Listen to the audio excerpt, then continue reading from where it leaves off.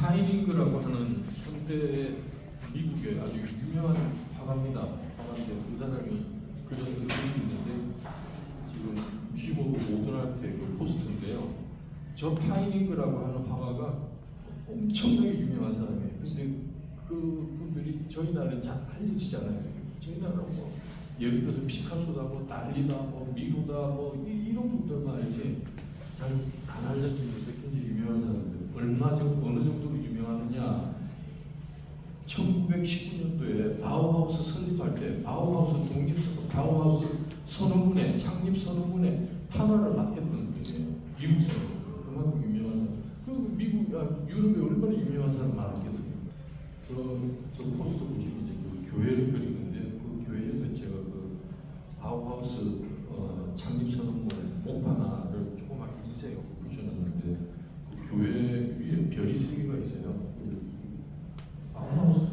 바우하우스 선언문에는 그게 이제 미술, 건축, 해와, 뭐 공예 이런 부분이 전부 다 합해서 아름다운 집을 갖다가 건축을 하자라고 하는 게 선언문이었는데 교회니까 성부, 성자, 성령으로 이해하셔도 될 것 같아요. 여기서 뒤에서 여기 있습니다. 전시 제목이 20세기 포스터 걸작전이에요. 걸작전이라고 하는 그 영어죠.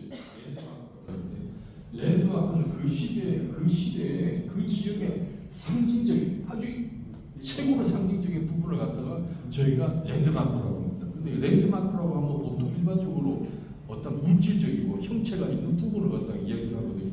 서울의 랜드마크 그러면 한강이 될 수도 있고 남산이 될 수도 있고 북한산이 될 수도 있고요. 롯데타워가 될 수도 있고요. 육삼대생도 될 수도 있습니다. 그렇게 랜드마크를 이해하시면 되고요. 지금 이 20세기의 포스터 걸작전 말씀 그대로 20세기에서 가장 제가 개인이기 때문에 어떻게 100년을 아우르는 그 제품들을 갖다가 포스터들을 갖다가 다 모을 수 있겠습니까? 부족한 부분이 너무 많은데 제가 갖고 있는 부분에서 그래도 이 전시장 규모에서 한 45평 되는 전시장에 제가 어떻게 하면 가장 활용적으로 이걸 보여드리고 이해시킬 수 있나라고 하는 걸 고민을 많이 해서 연출한 방법이 있대요. 누가 포스터를 어떻게 이렇게 보겠습니까? 이렇게 보겠습니까? 그 방법밖에 없습니다. 이해를 해주시고 누가 이 설명문을 갖다 이렇게 아래에 붙이겠습니까? 근데 그렇지 않으면 이 공간을 채울 수가 없었습니다. 그래서 좀 이해를 해주십시오. 아직 2주일 시간 남았으니까 다음 시간에서 한번 해보죠. 19세기 때는요, 19세기를 발명의 시대라고 해요. 발명의 시대인데 저희가 살고 있는 이 공간에 모든 문명화되어 있는 어떤 그런 발명품들이 전부 다 나왔던 거예요. 전기, 전화, 비행기, 자동차, 배, 카메라, 영화 모든 게 다 나일론, 1930년도에 나일론. 1930년도에 나일론 스타킹이 나올 때요. 미국 백화점에서 그걸 산다고 미국 사람들이 싸우는 백화점. 그 정도로 획기적이었던 거예요. 그 발명의 시대입니다. 그 발명의 시대가 있었고 노예 해방이 그 아프리카에서 노예들 데려와서 엄청나게 그냥 복사시키죠. 모습 보고 보시면 알겠지만 그 옛날에 뭐 TV 드라마 그 문투불이라고 하는 것도 있었고 노예 해방이 있어가지고 남북 전쟁이 판도가 바뀌죠, 그죠? 노예 해방의 분위기를 잘 나타낸 영화가 있거든요. 여러분들 다 아시는 영화예요. 바람과 함께 살아지. 그 바람과 함께 살아지다 보면 그 미국의 남부 지역이고 조지아 쪽 그쪽으로 해갖고 귀족들이 사는 문화가 나오고 그 비비안이가 입고 나왔던 옷 허리를 갖다가 막 쪼매가지고 하고 그게 그 시대 때문이에요. 그게 바로 아르누브로 연결된 그 시대 때. 지금 이게 19세기 때 문화는요 산업혁명 시기하고 같이 맥을 이루나 봐요. 산업혁명 전 시기 때 세계에서 가장 큰 구조물이 어떤 게 있었겠습니까? 피라미드, 그죠? 파르테논 신전 그게 다예요.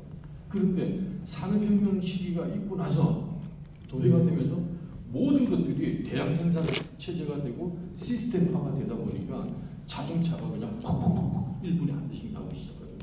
예를 들어서 그런 게 대량 생산 체제가 안 된다 그러면 자동차 생산할 수 있겠습니까? 부품이 천 가지거든요. 그렇죠? 그래서 이런 산업혁명 시기와 같이 맥을 같이 하면서 나왔던 대표적인 구조물이 에펠탑 같은 것들이에요. 그러니까 에펠탑 같은 것, 그전에는 그런 거 지으려고 꿈에도 생각도 못했겠죠. 그 산업혁명이 주는 그 이슈가 바로 그런 거. 그러다 보니까 미술이나 디자인이나 이런 부분들이 그러니까 대중적으로 몰아가다 보니까 이게 평범해져요. 쉽게 말해서 단순해져요. 재미가 없어져요. 그 전에는 바로크, 로코코, 르네상스 시대 때 제품도 보면 얼마나 화려합니까? 완전히 일품 공예 위주고 귀족적이었죠, 그죠? 그런데 그것들이 단순화되다 보니까 사람들이 야 옛날로 다시 돌아가자. 옛날에 갖고 있던 그 미적인 부분, 예술적인 부분을 갖다 우리가 조금 더 강조하자. 그런 걸 만끽하자라고 했던 운동이 바로 미술 공예 운동이고 아르누보 운동이에요. 그러니까 아르누보 운동의 대표적인 이 그래픽 디자이너 로트렉이라고 하는 사람이거든요. 지금 이 로트렉이 포스터인데요. 이거 지금 무슨 춤을 추고 있는 겁니까? 캉캉이죠. 캉캉은 어느 나라에서 많이 추는 춤입니까? 프랑스, 그렇죠. 스페인도 프랑스에서 어디에서 많이 추는 춤이겠습니까? 장소가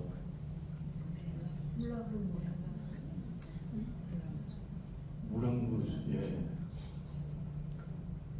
교회니까 그냥 카페가 있는데 카페. 서구 영화에도 많이 나오죠, 그죠? 그러니까 그 시대 때 문화가 굉장히 혼잡했어요. 굉장히 혼잡했어요. 이 로트렉이라고 하는 사람들 화가 천재적인 화가지고 디자이너고 그게 일찍 죽어요. 어떻게 죽습니까? 바로 그런 거예요. 옷이 화려하죠. 근데 이 아르누보 시대 때 이 의식주 관계되는 모든 물건들이요 굉장히 화려합니다. 굉장히 곡선적이에요. 그 곡선적인 모습을 나타낸 대표적인 그림이 위에 있는 그림이에요. 앙리 바스벨트라고 하는 작가가 벨기에 사람이 요 그림인데 요 그림을 보시면은 저희 식물이죠. 식물의 뿌리가 있고 줄기가 있고 열매가 맺혀요. 선들이 어떻습니까? 선이 완만한 선도 있고 확 그냥 강조되는 선도 있고 막 그렇죠. 선의 움직임을 나타내는 게 바로 아르누보. 요 그림이 이게 그래픽이 될 수도 있고 가구가 될 수도 있고 집이 될 수도 있어요. 그래서 이 유럽의 나라들은 어떻게 돼 있냐면요. 산업혁명을 했던 영국이 있고 영국 바로 밑에 프랑스가 있고 프랑스 바로 밑에 스페인이 있고요. 그 다음에 영국 오른쪽에 독일이 있고요. 독일 위에 벨기에, 네덜란드, 덴마크가 있고 위에 스칸디나비아가 있고 그 다음에 독일 밑으로 오스트리아, 스위스가 있죠. 독일 옆으로 동유럽과 러시아가 있고 그게 유럽이에요. 유럽 나라는 소련 빼고는 거의 한 미국 정도 크기다라고 생각하시면 편할 것 같아요. 그렇기 때문에 왕래가 각 나라 왕래가 굉장히 빨랐습니다. 쉽게 보면 하루 그 다음날 뭐 우리 동대문에서 뭐 의상 디자인인데 뭐 중국에서 그 다음날 유행하는 것처럼 그렇게 빨리 그렇게 하다 보니까 아르누보 운동이 전 유럽을 확산이 됐는데 지금 말씀드린 그 나라들이 각 고유의 아르누보 모습을 갖고 있어요. 쉽게 보시면 한국의 기와집의 모습하고 일본의 기와집의 모습하고 중국의 기와집의 모습하고 틀리잖아. 근데 그걸 정말로 틀리다. 이건 세밀하게 분석할 수 있는 사람은 그 지역에 사는 사람들만 알 수 있지. 조금 관심이 없어 그거 알지 못해요. 그렇죠. 그냥 그거는 동아시아 쪽의 문화다 이렇게 이해하시는 게 좋을 것 같아요. 유럽도 마찬가지입니다.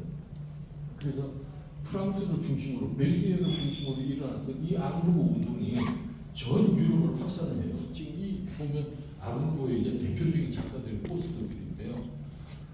아르누보 시대 때 포스터는 구할 수가 없습니다.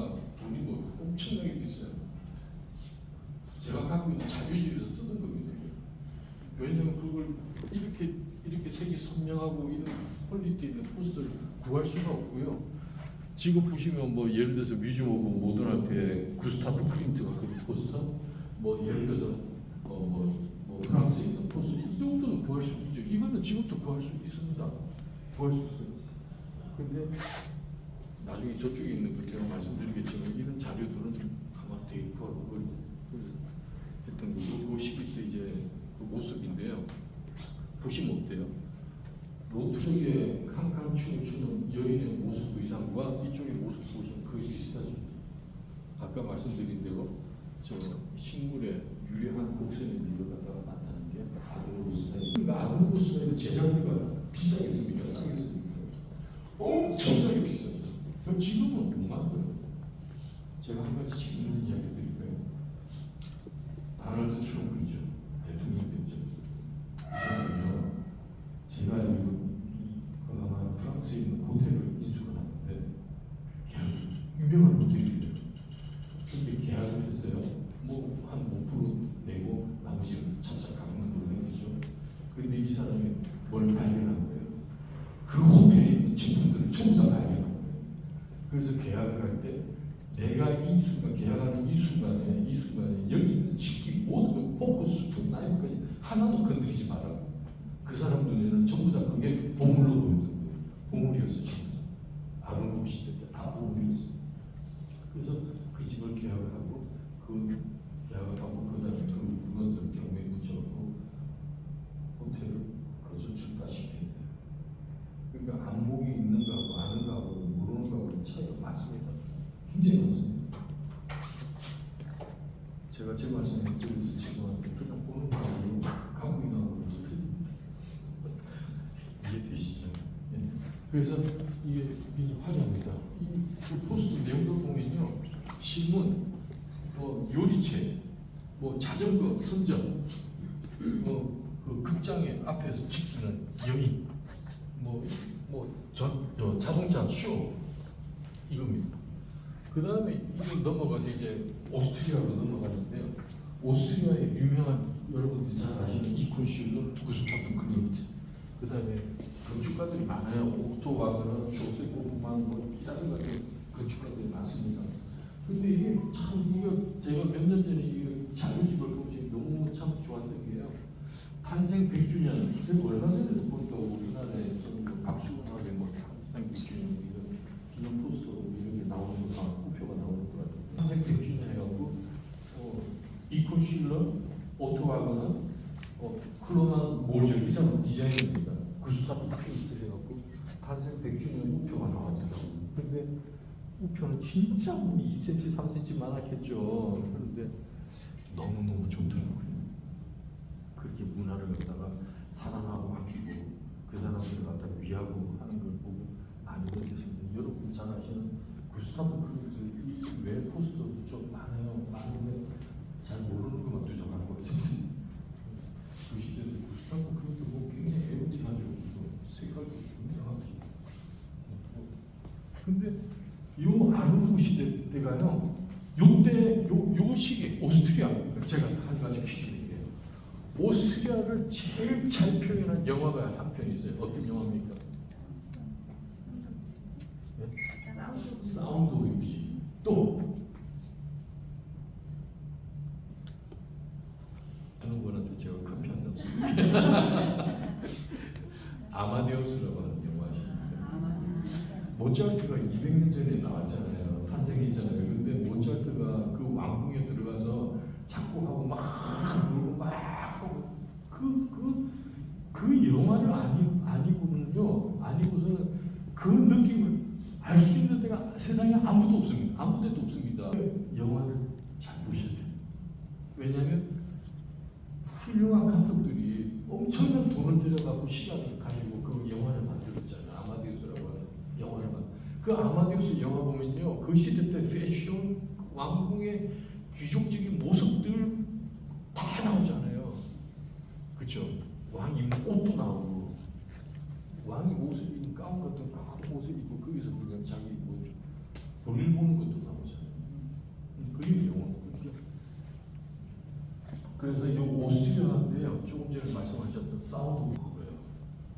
사운드 뮤직 영화 막 보셔도 그 길거리의 모습들, 그 다음에 그 마리아하고 그 중령이가 데려가고 서로 사랑하면서 노래 부르는 그 정원의 모습들, 그게 바로 디자인적인 모습. 모습이고요. 오스트리아, 비엔나 합판에 그 모습들이 나타나는데요. 그래서 저는 영화를 참 좋아합니다. 요즘에 영화는 거의 안 봅니다. 한 20년, 30년 가까이 봅니다. 영화 좋습니다. 오스트리아의 비엔나 섹션, 비엔나 합판. 이 당시 때 오스트리아는 유럽 문화의 중심지였어요. 이거 모차르트 한 사람이 남긴 그 영향을 한번 생각해 보세요. 엄청나지 않나요? 그리고 나서 이렇게 화려했던 아르노브 운동이 1차 세계대전을 겪으면서요, 이게 다시 단순해지기 시작합니다. 여기 보세요. 그림 보세요. 이쪽하고 이쪽 비교 한번 해보세요. 완전히 차이가 나죠. 제 뒤쪽에는 굉장히 뭐랄까 기하학적으로, 그리고 굉장히 로직하죠. 그리고 이 아르노브나 아치 크라프트 무브먼트의 그림을 보면 굉장히 자유분방하고 투기하고 있어서 그게 틀려집니다. 그런데 여기 보니까 월드 워 1 해하고 1914년부터 18년 동안 5년간 있었던 전쟁입니다. 미국 전쟁인데 여기 보니까 교회에서 전시를 하다 보니까 우리 안기준 권사님이 평양 대공운동 사진 하나 있으면 좋겠다. 사진은 말씀 안 했고 평양 대공운동 해서 생각하다가 붙여놨는데 너무 잘 된 것 같고요. 그 당시 때 그 미국 선교사가 찍은 사진인데요. 평양 장대역입니다. 근데 영어로 어떻게 되어 있냐면 The Great Church on the Hill, 언덕 위에 훌륭한 교회가 있는데 교회 건물 기업자로 되어 있죠. 기업자가 아마 남녀 7세 부동산 그런 걸로 알고 있습니다. 이해해 주시고 이 당시 때 참 저희 나라가 얼마나 가난하고 아무것도 없는 나라에서 이렇게까지 저희가 잘 살게 될 줄 아마 당분이 이래도 제일 잘 사는 시기. 내가 참 축복 많이 내리는 거죠. 근데 이 당시 때 선교사님들 오시면 다 뭐 대동강변에 다 참수용 다 하십니다. 그 1차 세계대전 때 포스터입니다. 그 다음에 이 포스터 하다가 그 자료를 보고 웨이크업 아메리카, 미국이어서 깨어나라 라고 하는 같은 작가의 포스터인데 너무 좋아서 참고로 붙여놨더라고요. 이제 20세기 미술 사조의 가장 획기적인 부분이 나오는데 여러분들이 잘 알고 계시는 몬드리안입니다. 몬드리안, 티오 반 돌스토크, 게르 리치벨 세 사람이 일으켰던 미술 사조가 데스질, 신조형주의, 영어로 말하면 더 스타일이에요. 스타일. 조형은 입체입니까? 평면입니까? 조형이라고 한다. 입체교죠.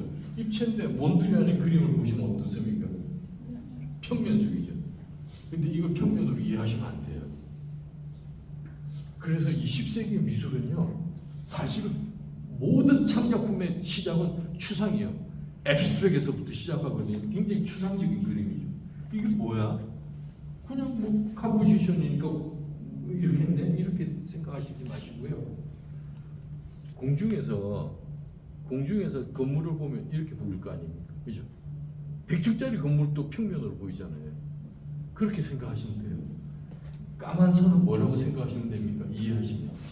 길이다, 도로다라고 생각하시면 이게 편해요. 그럼 길과 도로다, 그럼 여기 파란 게 있어. 몰라, 이거 파란 거 수영장이야. 오케이. 뭐 강이야, 바다야. 난 몰라. 학교야. 뭐 그냥 그렇게 생각하시면 돼. 내가 살고 있는 동네다라고 생각하시면 돼. 그런데 이 몬드리안의 컴포지션을 가지고요, 3차원으로 싹 변형을 시켰어요. 입체로. 이게 이거예요. 이 건축가예요. 게르 리치벨트가 디자인한 건축가. 게르 리치벨트가 디자인한 이 테이블인데요. 조형이라고 하는 단어가 우리 미술인 성경인 조형이라고 하는 단어는 앞에서 봐도 조형적이고 옆에서 봐도 조형적이고 뒤에서 봐도 조형적이고 위에서 봐도 조형적이고 밑에서 봐도 조형적이에요. 그래서 좋은 자동차 저희가 알고 있는 좋은 자동차, 예를 들어서 벤틀리다, 뭐 폴쉐다라고 하는 형태들 모습을 보면 어떻습니까? 앞모습 좋고 옆모습 좋고 뒷모습 좋죠, 그죠? 지금은 저희 나라 현대자동차, 기아자동차가 엄청나게 발달되어 있지만 그 전에 어떻습니까? 앞모습 틀리고 옆모습 틀리고 뒷모습 다 틀리죠. 그죠? 그거는 굉장히 추한 디자인. 지금은 저희 나라 디자인이요. 한국 디자인이 지금 제가 보기에는 일본을 앞섰어요. 일본 자동차 디자인을 앞선 것 같고요. 가전제품 디자인은요. LG 디자인 뭐 오브제 뭐 이런 거 있죠. 세계 최고입니다. 제가 그렇게 감히 말씀드릴 수 있는 거는 제가 그걸 공부를 했고 그런 걸 모았기 때문에 알잖아요. 그죠? 그래서 요거고요. 요 계열 위치별대 조형입니다. 그래서 아까 앞에서 보고 이 사면을 다 돌려봐도 조형적으로 하나도 뭐 끓이김이 없는 완벽함을 갖고 있는 조형미를 갖고 있는 이 테이블. 근데 실용적이지 못해요. 약해요. 예. 이거는 사실은 저도 이제 개인적으로는 이 기능성이 약한 부분은 그거 한데 별로 안 좋아하는데 이거는 미술 사주, 디자인 사주에 너무 중요한 거기 때문에 제가 사실 이 디자인에 대한 느낌을 깨닫게 해준 거예요. 이게 그래서 이거 뭐예요? 이쪽 오른쪽에 보시면 여기 또 계열 위치별대 의자가 있는데 시간 빨리 서두르겠습니다. 계열 위치별대 의자가 있는데 24개 스틱을 가지고 만든 의자예요. 근데 요거 입체적으로 아까 테이블하고 똑같은 작가예요. 근데 요건 포스트고요. 근데 제가 여기 한 가지 흉내를 내볼게요. 제가 발로 의자를 싹 밟았다 라고 하면 어떻게 됩니까? 느낌이 발로 밟아서 부서졌을 거예요. 납작하게 되면 어떤 느낌이 나오겠습니까? 몽둥이라는 거예요. 이해되시죠? 뭐 그렇게 이해하시면 됩니다. 그래서 여기서 보시면 그냥 의자지만 여기 만약 이게 스케일로 따져갖고 사람이 요만하다라고 하면 이게 집이 될 수도 있죠. 그래서 그 3차 조형적인 부분을 갖다가 이해해 주시고요. 지금 이쪽에 시간은 너무 많아요. 이쪽에 보시면 2차 세계대전이 끝나고 유럽의 미술 사조가 급변합니다. 그러니까 20세기 미술 사조에서 제일 복잡하고 화려하게 변했던 데가 이 시기입니다. 1910년도, 20년도인데 1차 세계대전 그 시기 때 나왔던 이태리를 중심으로 나왔던 미래파 화가들의 작품들이에요. 지금 여기부터 보시면 이게 그냥 포스터라고 생각하시는데요. 그렇게 생각하시면 안 돼요. 이 그림은요, 마르셜 듀샹 작품입니다. 병기 아시죠? 듀샹 작품이에요. 그리고 지금 여기 보시면 파블로 피카소 포스터도 있잖아요. 여기 오른쪽에 보시면요, 아르누시 때 저 코카콜라 글씨 돼 있죠. 저걸 그다음에 옆에 제너럴 일렉트릭 있잖아요.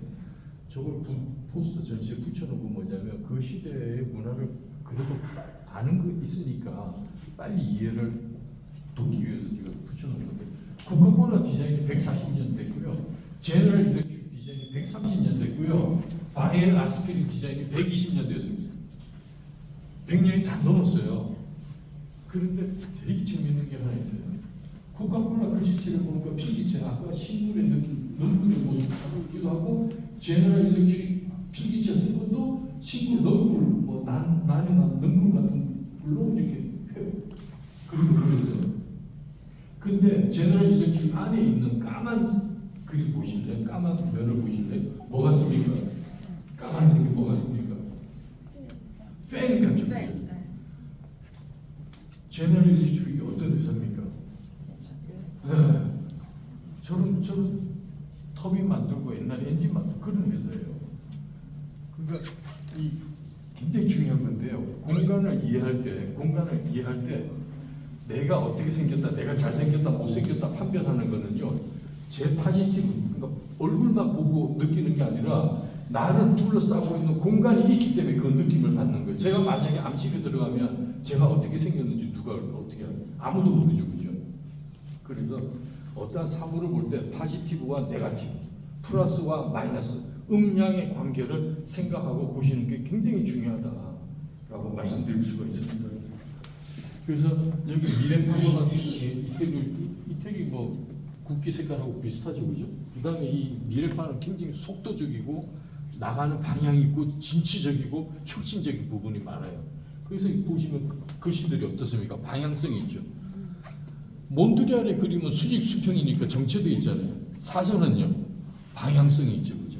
그게 차이가 있습니다. 이것도 마찬가지고. 그래서 이 그래픽들이 굉장히 혁신적이고, 그 다음에 이제 어떤 미술 사조든지 간에 전위적이고 아방가르드하다, 혁신적이다, 뭔가 차별화되는 그런 사조들이 나오잖아요. 그게 바로 다다이즘.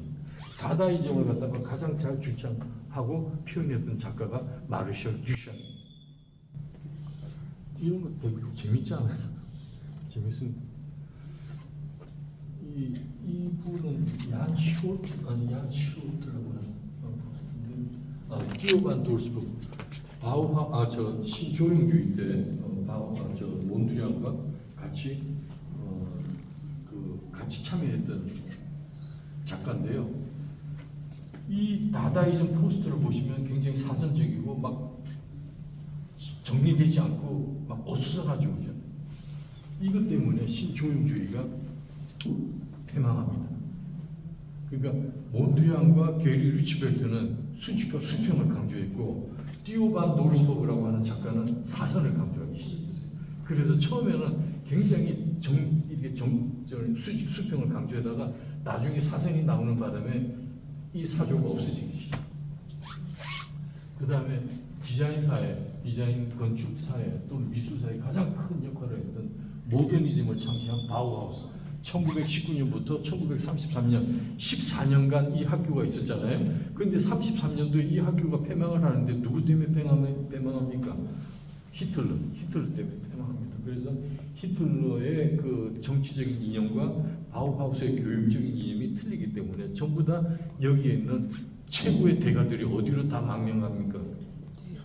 미국으로, 뉴욕으로, 미국으로. 그래서 미국에 저 뭡니까 그 하버드 대학, 예일 대학, 뭐 시카고 IIT 대학, 그런 최고의 명문 대학들이 디자인과 건축과 미술 쪽으로 관련된 게 미국에서 다시 붐이 일어나기 시작해요. 그래서 미국에서 일어난 그 역사를 가지고 뉴 바우하우스 운동이라고 합니다. 여러분들이 잘 알고 계시는 몬드리안, 간딘스키, 월트 크로피우스 창립자 다 미국으로 오기 시작해요. 그래서 미국의 그 뿌리 내린 그게 엄청납니다. 그래서 미국 문화가 지금까지도 그렇게 확고하게 자리를 잡고 있고, 메트로폴리탄 뮤지엄이라든지 뮤지엄 오브 모던 아트라든지 그런 것들이 자리를 잡고 있는 겁니다. 바우하우스고요. 그다음에 이게 타입 글씨체입니다. 타입 너무 멋있잖아요. 너무 멋있습니다. 너무 멋있고 좋고.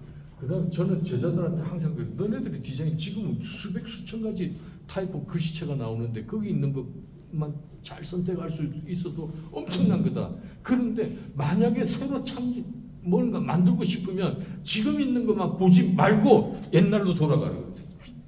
옛날로 돌아가라. 아르누 시대 때 또는 르네상스 시대 때 글씨 쓴 걸, 글씨 쓴 걸 작가들이 직접 쓴 걸 보고 연구해라. 그러면 거기에 엄청난 보물들이 있다라고 말씀을 드리고 있습니다. 여기 그거고요. 그 다음에 이제 러시아가 나옵니다. 러시아가 어떤 나라입니까? 공연 예술, 문학, 그죠? 영화, 모든 부분에 세계 어떤 가고 있는 나라가 러시아인데 지금 어때요? 완전히 망가졌죠, 그죠? 러시아의 이 사회주의, 공산주의 포스터는 엄청 강합니다. 굉장히 강해요. 여기 보시면 엘 위진스키라고 하는 작가인데 이 구성주의, 컨스트럭티비즘이라고 그러는데 제가 잠시 깜빡했는데 이 바우하우스 시대 때 디자인 사조를 갖다가 모더니즘이라고 해요. 모더니즘이라고 하는 단어가 바로 바우하우스에서 나왔어요.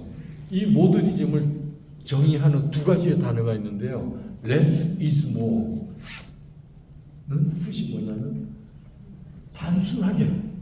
가능한 단순하게 디자인해라. 그 다음에 form follows function, 형태와 기능이 일치되는 디자인을 해라. 그죠? 그 조금 전에 제가 말씀드렸던 포르쉐 자동차 이야기하고 벤틀리 이야기했잖아요. 그게 form follows function이 앞모습, 뒷모습, 옆모습이 같은 거예요. 이해되시죠? 요 두 단어를 이해하시는 게 아주 핵심적인 것 같습니다. 러시아 시대 때를 이 컨스트럭티브 컨스트럭티비즘, 구성주의, 구조주의라고 그러고요. 뭐 바우하우스 요 시기 때 같은 시기인데 요 모더니즘이라고 그래요. 모더니즘 이후에 지금 유행하고 있는 포스트 모더니즘이라고 하는 단어 많이 들으셨죠. 포스트는 애프터라는 거, 애프터 단어잖아요. 모더니즘 이후에 문화사조가 포스트 모더니즘이다. 근데 포스트 모더니즘을 이해하려고 그러면 모더니즘을 알아야 됩니까? 몰라야 됩니까? 이거 모르고는 포스트 모더니즘 모르는 거예요. 컨스트럭티비즘이 있어요. 컨스트럭티비즘이 있는데 컨스트럭티비즘 이후에 지금 가장 유행하고 있는 건축 양식이 해체주의거든요. 해체주의가 영어가 디컨스트럭티비즘. 이해되시죠? 그래서 굉장히 중요한 겁니다. 지금 보시는 가구들은 그 시대의 가구들입니다. 여기 시간 많이 가는데요. 지나가시죠. 소련 가운데요. 소련의 이 포스터들은 지금 얌전한 건 아니고요. 좀 센 거는 못 갖고 나왔습니다. 이 보시면 하이히틀러 막 이런 막 혁신적인 막 포스터들이 많아요. 소련의 문화를 잘 나타낸 영화가 한 편 있습니다. 어떤 영화입니까?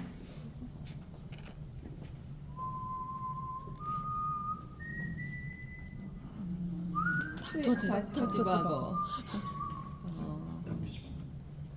닥터지바고 영화를 보시면 배우가 오마 샤리프, 뭐 줄리 크리스티 나오잖아요. 뭐 찰리 채플린의 딸 오마 샤리프의 그 닥터지바고 부인으로 나오는 뭐 볼셰비크 혁명하고 막 이러잖아요, 그죠? 근데 모르겠어요, 저도 잘 모르는데 공산주의 사회주의 나라의 이 공무원들 아주 높은 층의 공무원들의 그 부조리는 이루 말할 수가 없습니다. 중국 같은 게 보세요. 어떤 장성한 자원한들이 거기서 뭐 엄청난 차로 막 뭐 수십 대 먹어요. 잘못했다. 뭐든지 다 평등하다, 평범하게 그렇게 하지만 사실은 그게 아니에요. 그래서 이 사회주의 포스터는 그래서 이 조금 전에 봤던 그 엘비진스키 작품하고 이 사회주의 포스터는 너무 많은데 이 설명은 너무 길어지니까 요것만 하고 영화 닥터지바고를 보십시오. 적어도 러시아의 설경 구경할 수 있고요. 음악 너무 좋은데요. 제가 한 가지 팁을 드리면 요즘에는 유튜브가 너무 잘 돼 있으니까 닥터지바고 영화를 보실 때 그냥 보지 마시고 유튜브 찾아갖고 닥터지바고 영화 음악 딱 치면 나오잖아요.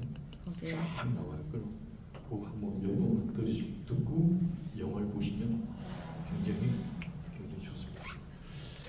몬드리안의 그림을 가지고 건축가가 파사드 건물의 파사드 레스토랑 디자인한 거예요. 좋죠, 그죠? 그 다음에 여기 영화를 제가 아까 그 코카콜라도 말씀드렸고 영화 포스터를 가끔 이렇게 붙여놓은 게 뭐냐면 그 시대의 문화를 갖다가 그래도 우리가 아는 게 바람과 함께 사라지다 안 본 사람이 있습니까? 띄엄띄엄 보긴 봐도 다 봤었잖아요. 그런 식으로 이해하는 게 되게 편하다.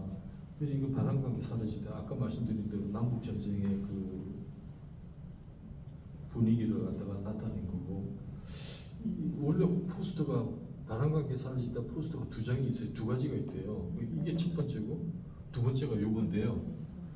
이거 오리지널이에요. 근데 제가 아무리 봐도 이건 크라이커 케이블도 아니고 비비안기도 아니고 그래서 난 이해를 못하겠다 이 포스터. 그래서 제가 LP 레코드 자켓이에요. 저는 처음에 포스터를 모을 때 포스터를 모아야 되겠다고 생각한 게 아니라 영화 음악을 좋아하다 보니까 레코드 자켓을 모았습니다. 레코드 자켓을 모으다가 보니까 뒤에 딱 보니까 커버 디자인 바이 누구누구. 나중에 보니까요 제가 갖고 있는 LP판 중에서 커버 레코드 LP 디자인 바이 앤디 우ォ홀도 있어요. 근데 저한테는 어떻게 했어요? 저는 보물이죠. 돈이 얼마가 문제가 아니라 앤디 우ォ홀이 그린 포스터는 없지만 LP판은 포스터 아닙니까? 똑같은 포스터죠. 그러니까 LP판 모으다가 레코드 모은 거예요. LP판 모으다가 포스터 모은 거예요. 이거 넘어가겠습니다. 그 다음에 이제 마티스 그림이 있습니다. 앙리 마티스가 있고 1950년도에 팝아트 쪽으로 넘어갔는데요. 여러분들이 잘 아시는 앤디 오월 작품인데, 앤디 오월의 그림을 가지고 팝아트라고 그러잖아요. 팝아트는 파퓰러하다, 팝송 하는 거 똑같습니다. 그러니까 앤디 오월의 그림을 보면요, 전부 다 아는 이미지예요. 달러, 마릴린 몬로, 뭐 그레이스 켈리, 제임스 딘, 마이클 잭슨, 또 뭐 모택동, 코스모스, 뭐 캠벨수, 그죠? 전부 다 아는 이미지. 대중이 전부 다 아는 이미지를 가지고 그 자기 실크 프린트 해가지고 작품을 만든 사람이 앤디 오월. 펩시콜라 모르는 사람이 어디 있습니까? 코카콜라도. 그래서 그 시대에 문화입니다. 근데 앤디 오월의 그림도 중요한데요. 영화도 많이 만들었어요. 근데 이 다큐멘터리 영화 같은 거 많이 만드는데 앤디 오월의 영화가 무섭습니다. 되게 무서워. 쉽게 보면 만화 탐 앤 제리 만화 보시면 탐은 막 쫓아가잖아요. 제리는 싹 가다가 도망가다가 지구목으로 싹 들어가면 탐은 어떻게 됩니까? 막 쫓아가다가 벽에 꽉 부딪히잖아요. 그죠? 근데 그게 실제라고 한번 생각해 보세요. 어떻게? 굉장히, 그러니까 쉽게 보면 막 위에서 사람을 떨어뜨리는데 이런 영화 만들어요. 근데 앤디 오월이 굉장히 절실한 기독교 신자로, 그건 잘 모르겠는데 그런 말을 들었어요. 여기 지금 보시면 만약에 또 제가 한 가지 영화 얘기 많이 하는 이 포스터인데요. 벌티고 현기증. 여러분들 알프레드 히치코크 영화 아시죠? 많이 아시죠? 알프레드 히치코크 영화는 다 재밌습니다. 엄청 재밌습니다. 한번 보시면 아마 자리에서 못 일어날 정도로 재밌고요.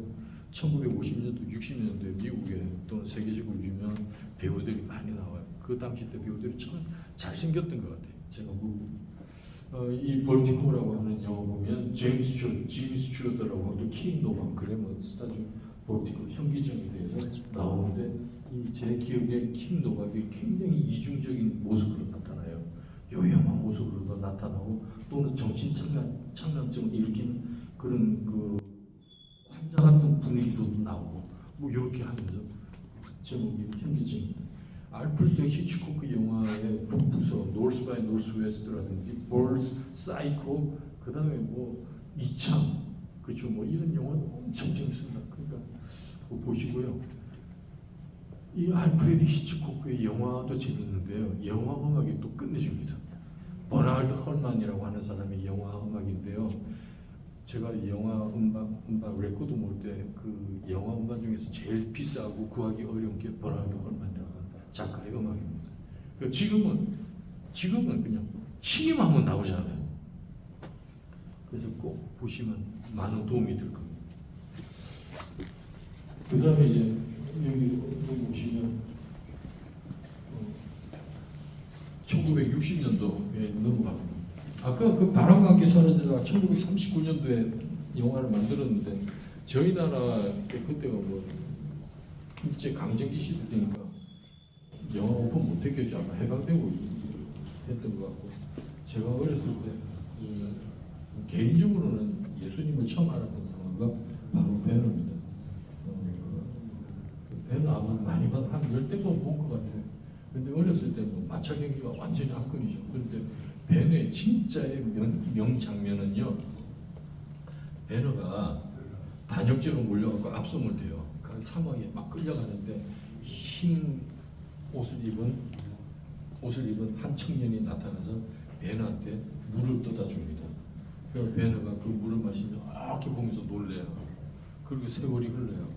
배너는 그 지역에 가장 잘 살았던 귀족 중에 한 사람이잖아요. 근데 나중에 집에 와 보니까 엄마하고 누이 동생은 없고, 나중에 보니까 문둥병, 나병에 걸려 있고, 그리고 집에 와서 자기 부인의 모습을 봐. 집은 거의 폐가가 되다시피 하고 바위 뒤에 숨어서 이렇게 보는데 자기 부인이 뭘 챙겨가지고 가는 거예요. 그 뒤쫓아갔더니 어머니하고 누이 동생이 있는 그 나병촌, 그죠? 그 동굴이가. 거기서 막 바위 뒤에 숨어서 막 하잖아요. 얼마나 보고 싶겠어요. 나병 걸렸으니까. 그러고 나서 이제 마지막 그 영화 마지막 장면에 배너가 누이 동생과 어머니를 두루마리 전부 다 싸가지고, 그 당시 때는 뭐 남녀한테 기껏 다니지 못하니까 싸가지고 예수님 마지막에 십자가 언덕 올라갈 때 데려가잖아요. 그 많은 군중들 있는데 그 모습 영화 보시면 막침 뱉고 돌 던지고 막 욕하고 막 그런 장면이 나와요. 그러니까 그 십자가를 지고 가시는데 그 찰턴 헤스턴 배너가 예수님을 보고 물을 바가지 물을 떠갖고 갖다 주잖아요. 갖다 주는데 예수님이 너무 좋아갖고 마시려고 딱 이러는데 로마 병사가 채찍으로 쫙 해갖고 물이 엎질러진다. 근데 그 장면을 보시면 예수님 전면 얼굴은 안 나옵니다. 옆모습만 그냥 그 실루엣 같은 것만 쫙 나오는데 베너가 거기서 예수님 얼굴을 보고 놀랍니다. 근데 그게 누구냐? 자기가 압송될 때 반역죄가 몰려갖고 그 사명에 끌려가고 할 때 자기한테 물을 준 사람이 바로 예수님이었어요. 그걸 알게 된 거예요. 그리고 그 장면이 있고 나서 누이 동생과 어머니가 기적적으로 나병이 낫게 되죠. 그래서 자기 부인하고 엄마하고 누이 동생하고 같이 네 명이 가는 게 마지막 장면. 베너의 영화의 저는 어떤 주제는요 가족 사랑 같아요. 베너의 부인이 없었으면 그 나병 환자를 끝까지 보호하고 지키고 있는 부인이 없었으면 어떻게 되겠습니까? 근데 원작이요 재밌어요. A Tale of the Christ예요. 예수님의 뿔이에요. 근데 윌리엄 와일러 감독이라고 하는 사람이 있는데 제가 자꾸 영화 하는데 여러분들 로마의 휴일 영화 아시죠? 로마의 휴일 영화 만든 사람이 이 사람입니다. 그럼 얼마나 재밌는 로맨틱한 그 로마의 휴일 영화를 만들고 세계에서 가장 스펙타클한 배너 영화를 만들고요. 아주 위대한 감독입니다. 이 영화가 끝나고 나서 윌리엄 와일러가요 기도를 성문에 이렇게 하느님 제가 진정 이 영화를 만들었단 말입니까? 라고 해서 그 영광을 하느님께 드린 아주 훌륭한 감독이었던 것 같습니다. 1960년도를 대표하는 비틀즈 음악이 나오고요. 1960년도를 대표하는 밥 딜런 반전운동 가수가 나옵니다. I Love 뉴욕이 마크 디자인하는 사람 다 아시죠, 그죠? 근데 이 사람이 디자이너가 밀턴 그레이즈라고 하는 유명한 디자이너인데요. 세계에서 제일 유명한 디자이너 중에 하나인데 그 사람이 밥 딜런 포스터를 디자인해요. 근데 이 밥 딜런이라고 하는 사람이 2016년도에 노벨 문학상을 받습니다. 가수가 노벨 문학상을 받는 천지 개벽이 일어난 거예요. 그런데요, 이 가사가 나중에 집에 가셔서요, 밥 딜런만 쳐보세요. 밥 딜런 쳐보면 천국으로 가는 길, 그 다음에 바람만이 그 답을 알 수 있다 이런 글들이 있거든요. Blowing in the wind. 흰 비둘기는 얼마만큼 날아야 하얀 백사장에 도달할 수 있나요? 폭탄이 얼마만큼 떨어뜨려야 퍼부어야 전쟁이 끝나나요? 친구여 나에게 묻지 마라. 바람만이 그 답을 알 수 있다네. 이게 가사예요. 그런 훌륭한 글을 썼던 시인입니다. 우리 얼마 전에 그 3위선에 서자연 집사님 그 뉴욕 라이브러리 전시회 있잖아요. 그 도서관에서 산 사람이 있잖아요. 그 다음에 이 1960년대 반전운동, 샌프란시스코를 중심으로 일어났던 반전운동의 사이키델릭한 그래픽들이, 이 포스터는 뮤지엄 오브 모던 아트 콜렉션 아이템입니다. 그러니까 그 당시 때 이제 그 사이키델릭하고 그 드럼 문화, 아양 문화 이런 것들 있죠. 근데 제가 이걸 그러면서 되게 좀 고민도 많이 했는데 사실은 그 뭡니까? 잠깐만. 이거 말씀을 드리는 건 뭐냐면 오늘날에도 로마 시대 때에도 엄청난 그러한 그 문화들이 잘못되어 있는 성문화들이 많은데 이 시대도 마찬가지고 지금도 마찬가지일 겁니다. 그런데 이 시대 문화를 알아야, 지금 살고 있는 시대 문화를 알아야 대처를 할 수가 있죠. 대처. 그렇죠? 그래서 아까 말씀드렸는데 제가 1960년도에 이런 문화를 잘은 모르지만 꼬마에서 요만해서 했었겠죠. 그런 걸 알고 있고 제가 2024년 문화보다 조금 더 잘 알고 있다라고 말씀드릴 수 있는 게 여기 젖어들었기 때문에 제가 할 수 있었던 것 같습니다. 그 다음에 이거 여러분 러브라고 하는 이 글씨 가지고 세계적인 조각가가 된 로버트 인디아나의 오리지널 포스터고요. 이 조셉 알버트 그림 그리는 분들은 다 공부했을 때 아실 텐데 명도 대비, 채도 대비, 색상 대비고 이걸 만든 분이에요. 색채 상호 관계를 만든 사람입니다. 바우하우스의 교수로 있었고요. 바우하우스 1934년도에 폐교하면서 미국으로 와가지고 미국의 타 대학의 교수로 있다가 예일 대학의 그 그래픽 디자인 디파트를 가거든요. 미국에서 제일 유명한 시각 예술, 시각 미술 학교가 어디입니까? 예일대. 미국에서 제일 유명한 건축대학이 어디입니까? 하버드. 거기 누가 있었습니까? 바우하우스의 창립자 월트 크롭 교수가 있었다. 그래서 그 사람들이 위대한 업적들이 살아있기 때문에 미국 문화가 오늘날까지 존재를 하고 있습니다. 1971년도에요. 미국의 세계 최고의 박물관, 루브르 박물관, 대영 제국 박물관, 메트로폴리탄 뮤지엄 세계 3대 박물관 중에 하나인데 그 박물관에서 100주년 기념으로 세계 최초로 이 조셉 알버트를 초대를 합니다. 그래서 전시회를 해요. 이게 1971년도에 전시했던 포스터입니다. 중요한 거겠죠, 그죠? 중요한 거. 근데 그때 조셉 알버트라고 하는 예일 대학 교수님이고 굉장히 신사예요. 신사고. 근데 그분한테 작품 4점을 갖다가 주문을 합니다.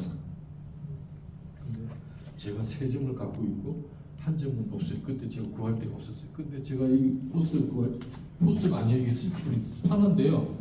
그때 사인이 돼 있는 게 있었고 사인이 안 돼 있는 걸 팔았어요. 사인이 돼 있는 건 아마 한 서너 배 비쌌던 것 같고 돈이 없었으니까 사인이 안 돼 있는 걸 샀습니다. 3점을 샀는데 지금 생각하면 사인된 걸 샀어야지. 근데 조셉 알버트의 작품. 그 다음에 여기 보시면 이제 70년도, 80년도 접어들면서 키스 에링 작업이 있고요. 원래 이쪽 자리에 키스 에링 큰 포스터가 붙이려고 했는데 그 키스 에링이 그 뭡니까 뭡니까 에이즈로 죽잖아요, 그렇죠? 그 에이즈 죽기 전에 마지막 포스터 같은데.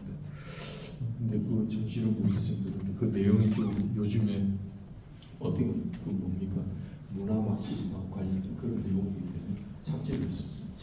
그 다음에 여기 보시면 앤디 월과 함께 20세기 팝아트를 강조했던 대표적인 작가가 로이 위첸스타인입니다. 행복의 눈물 아시죠? 이 포스터는요, 제가 죄송한데 전철역에서 띈 겁니다. 전차 안에서 띈 겁니다. 전차 안에 포스터가 있어요. 그렇죠?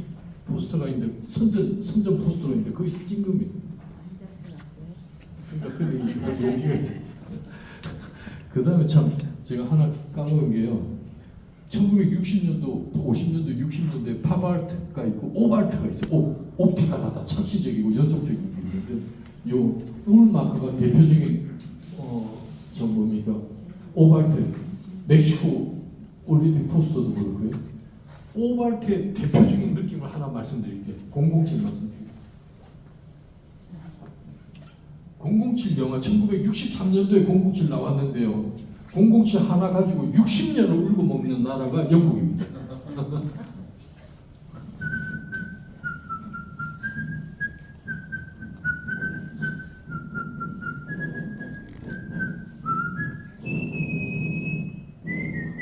이 노래 아시죠? 그러면서 나오면 빵 하죠, 그죠? 근데 거기 보면 총구가 이렇게 나오죠. 그게 오발트입니다. 아시겠죠?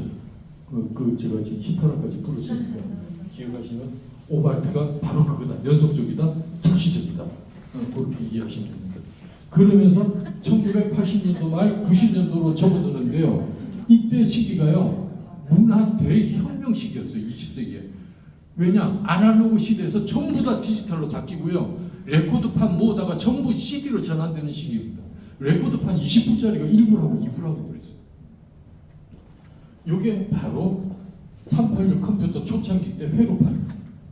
그런데 이 회로판을 자세히 보면요, 텍스타일적인 느낌도 있고요, 기하학적인 조형미가 굉장히 우수한 기계적인 아름다움이 나타내는 게 많이 있어요. 반도체 칩 회로판 모습, 넥타이가 좋아요. 아 진짜로 제가 비슷한 거 갖고 있어요.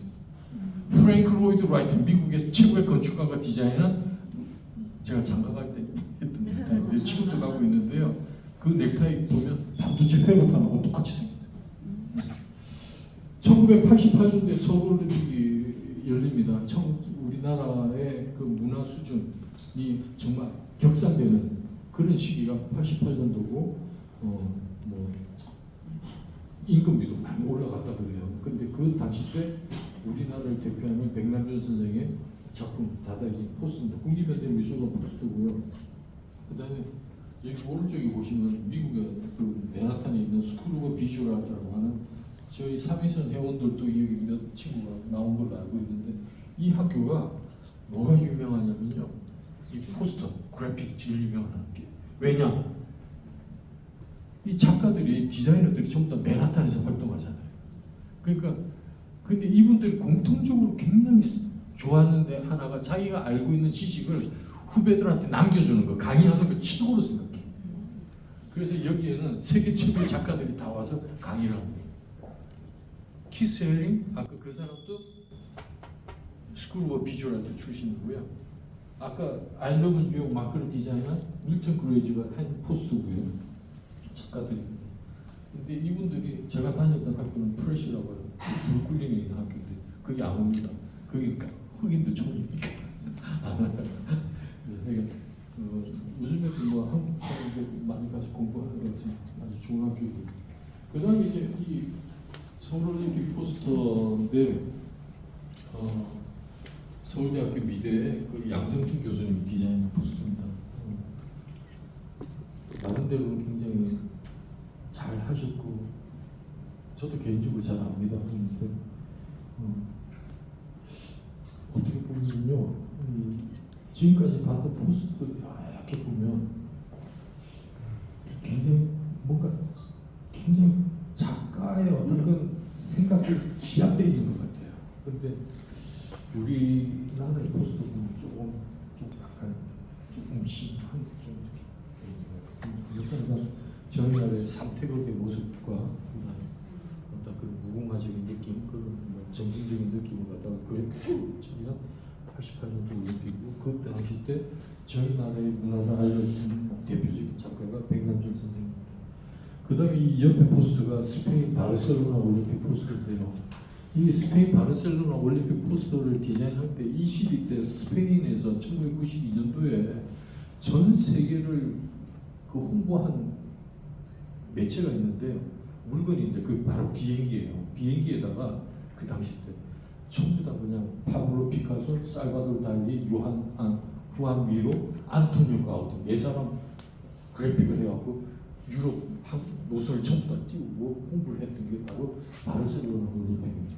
이 바르셀로나 올림픽 때 포스터를 보시면 이거 뭐가 씁니까? 스페인하고 뭐가 제일 유명합니까? 제일 인상에 남는 게 뭡니까? 투, 그죠? 정열의 나라, 태양은. 그래서 그 문화인들이 차지하는 비중이 그만큼 크다. 말씀드리고요. 그 같은 해 세비야 엑스포 박람회고요. 그 다음에 이제 이 동유럽 쪽으로 넘어가는데요. 제가 얼마 전에 이렇게 텔레비를 보다가 보니까 우리나라의 임금비가 목수들 또는 뭐 제작자들 하는 임금비가 뭐 300만 원, 400만 원 정도인데 동유럽은 지금도 뭐 70만 원, 80만 원, 100만 원도 안 한대요. 그렇게 임금비가 많이 쌌대요. 그 동유럽 쪽에 이제 대표적인 나라가 헝가리, 체코슬로바키아, 루마니아, 리투아니아, 또 아일랜드 뭐 있던 그런 나라들. 옛날에 이 나라들이 전부 다 거의 다 소련의 속국이었죠. 근데 이 포스터가 이 나라 쪽에 그 포스터가 굉장히 강합니다. 엄청 강하고 이 작품도 바로 헝가리 쪽의 작가가 작업한 거고요. 이 모차르트 콘서트 포스터인데요.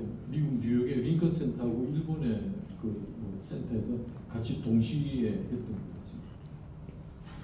이 디자인을 한 사람은 MBC 마크 디자인한 사람이고, 저쪽에 보시면 뮤직 오브 모던 아트 모빌이라고 하는 회사 로고를 디자인한 이반 치메프라고 하는 디자이너가 디자인 되게 유명한 사람이에요. 그 다음에 이 오른쪽에 있는 포스터 보시면 이 포스터는 뉴욕 필하모닉 오케스트라 150주년 기념 포스터입니다. 32년 전에. 지금 보니까 180년이 넘었죠. 근데 이 포스터를 디자인한 사람이 누구냐 그러면 라버트 라우젠버그라고 하는, 그렇죠, 아시는 분들 많은데 굉장히 유명한 작가예요. 엄청나게 유명한 사람. 그 사람한테, 그분한테 의뢰해서 이 포스터를 만들었어요. 그러니까 뉴욕 필하모닉 오케스트라 150주년 기념 포스터니까 피아노가 있고 장미꽃이 있는 거. 제가 정말로 중요한 걸 하나 빼먹었네. 하다가 깜빡했는데 저기 너무 빨리 끝내야 되니까 여기 벽에 알렉산더 칼트 작품이죠. 잠깐 그냥 여기 계셔도 됩니다. 제가 잠깐만 말씀드릴게요. 너무 중요한 건데 이거 빼먹으면 안 되는 것도 죄송합니다.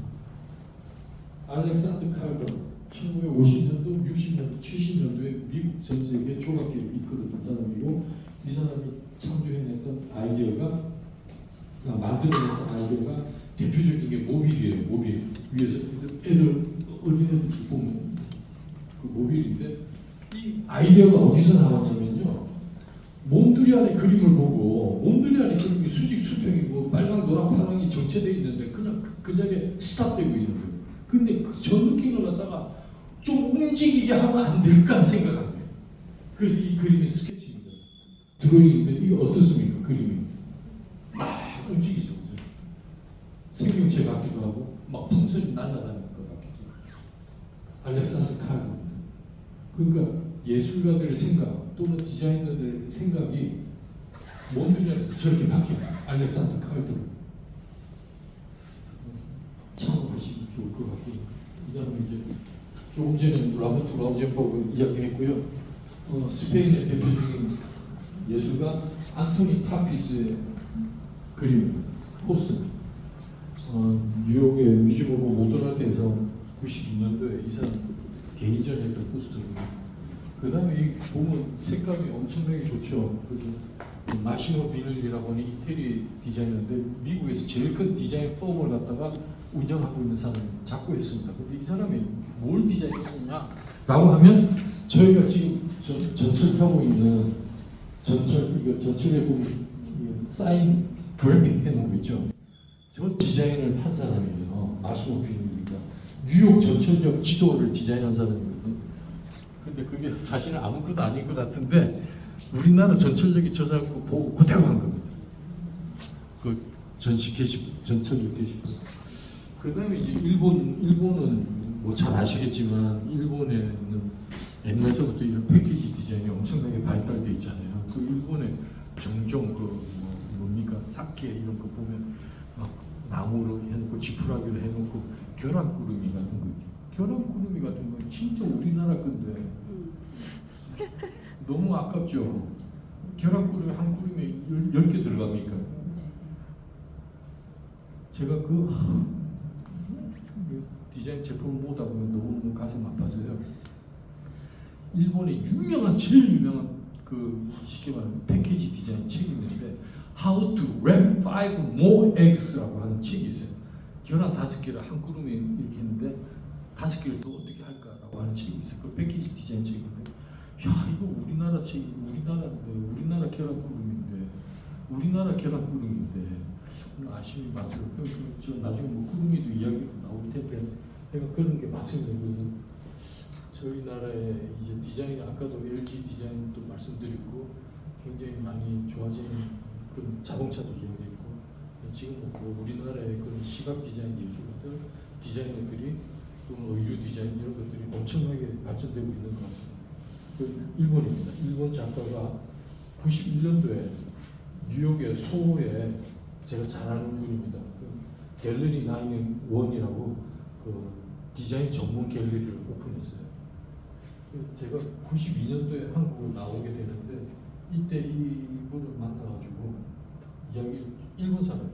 이야기를 하다가 지나간 이야기인데 킴, 너 누구 아냐? 나 잘한다, 나 잘한다. 그랬더니 그 사람, 야, 너 다음에 우리 갤러리에서 전시회 해. 제 친구인데 제일 잘했던 친구 중에 한 명.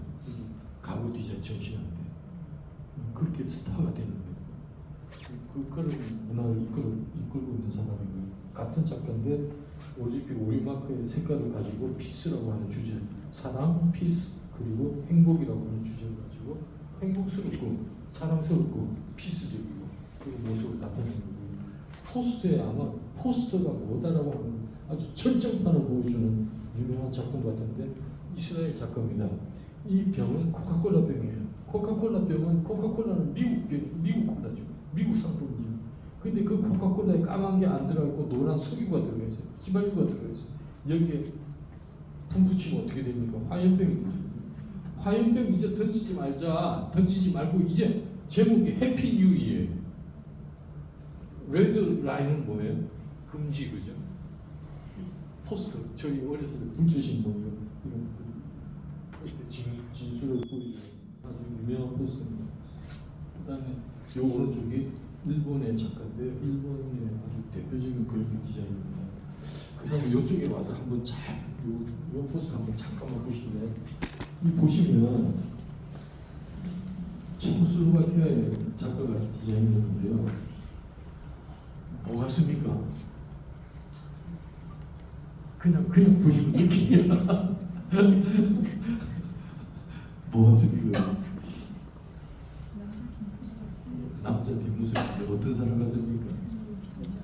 김일성 같죠. 그런데 김정이 아닌데 공산주의의 공산당. 양반 쉽게 제일 높은 고위 공무원들. 근데 제목이 뭐냐면요. 야, 이제 너희 시대는 끝났어. 이게 공산주의의 대표적인 모습. 그다음에 여기 보시면은 아까 그 라버트 라우젠버그의 작품이 아까 저기 뭡니까 뉴욕 필하모닉 오케스트라 디자인한 사람인데 이분의 그 작품들이 1950년대 너무 좋았나 봐요. 그래서 구겐하임 뮤지엄에서 다시 전시했던 30년 전에 전시했던 포스터를 제가 구입한 겁니다. 그다음에 요것도 이제 그 아까 그 저 뭡니까 부다페스트 엑스포 했던 그 작가의 포스터입니다. 우리 제목이 야 이제 우리들의 영웅이 돌아왔다. 환경적인 포스터를 표현한 것 같고요. 그 다음에 이 개인적으로 참 좋아하는 작가 중에 하나인데 사진 작업도 많이 하고요. 그런데 일본 작가입니다. 환경적인 포스터입니다. 이런 나무잎이 있나요? 없죠. 상당히 대조적인 모습을 가지고 일본의 디자인은 한마디로 말하면 어떻습니까? 일본의 디자인은 굉장히 아기자기하고 세밀하죠. 그리고 작죠. 옛날에 일본 사람들이 그 뭡니까 워크맨 만들었을 때 1970년대에 전 세계가 난리가 났잖아요. 워크맨 만들어서 세계 최고로 부자가 된 가전제품 회사가 어떤 회사입니까? 소니입니다. 워크맨 하나가. 그다음에 이제 미국의 그 작가 작품이 골라주신 대로 자료가 굉장히 유명한 부분입니다. 지금 여러분들 보고 계시는 포스터가 20세기의 가장 유명한 포스터 100선 중에 40%를 보고 있습니다. 그다음에 이 제목 재밌습니다. 체코슬로바키아 작가가 했는데 세 사람이 있어요. 근데 제가 이거 번역을 해갖고 번역기 돌리고 내용이 좀 이상해요. 근데 제가 그냥 3인의 선지자라고 붙였어요. 저는 동방박사 3인 같고요. 향수인지 모르겠는데 십자가 같기도 하고 빛을 알입니다. 알 탄생은 우리 안기준 거잖아요. 알 주제가. 그 다음에 여기 보시면 이쪽에 보시면 나중에 가실 때 이거 하나씩 다 가져가세요. 이 포스터 저희 포스터 원래 원하는 폴 필피치라고 하는 미국의 디자이너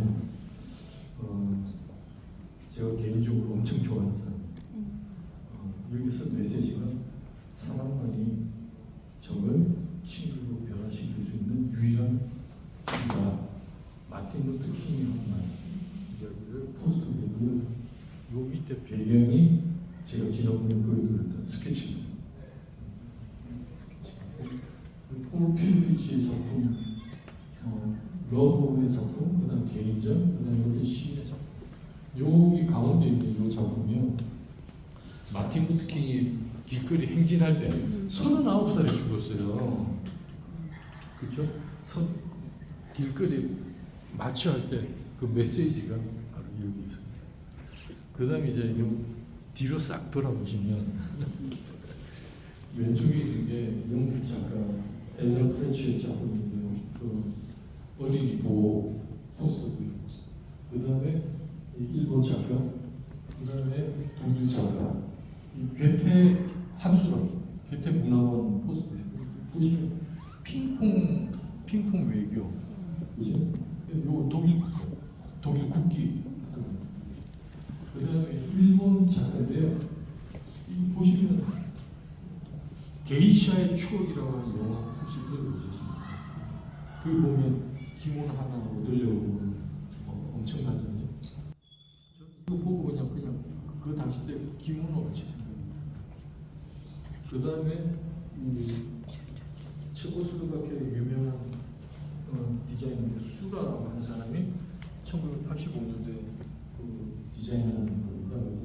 원래 이 번역을 해서 보니까 무용단 이렇게 돼 있더라고요. 근데 저한테는 어떻게 보면 여리고성을 무너뜨리는 나팔부는 모습 같은 그런 느낌도 좀 들고요. 그다음에 마지막으로 여기까지 보시면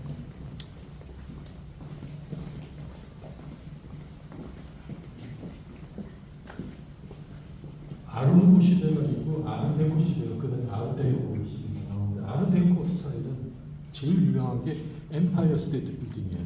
미국의 뉴욕의 레디오 시티 뮤지엄 이런 데가 대표적인 그 시기 때 포스터입니다. 그다음 그 조금 전에 그 당나귀 타고 가는 어린아이 포스터하고 같은 건데요. 이 세미나 한 울타리에서 세계 각국의 사람들이 모여서 세미나 하는 포스터입니다. 석화나무로 알고 있습니다. 그다음에 이건 아까 그 기모노 말씀드렸듯이 I'm here이라고 하는 주제를 가지고 했던 포스터. 그다음에 독일 작가인데 이 독일 작가 아까 그 괴테 문화원하고 그 탁구 치는 모습 나오는데 이번에 공연장의 포스터인데요. 생각이 하여 좀 남다른 것 같아요. 손의 움직임, 그다음에 말하는 요걸 가지고 공연 포스터를 디자인합니다.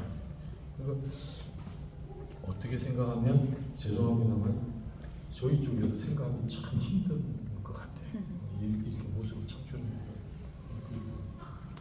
그리고 모르겠어요. 뭐 누구 특정한 연예인을 말씀드리기 그런데 화토 그림들 그리잖아요.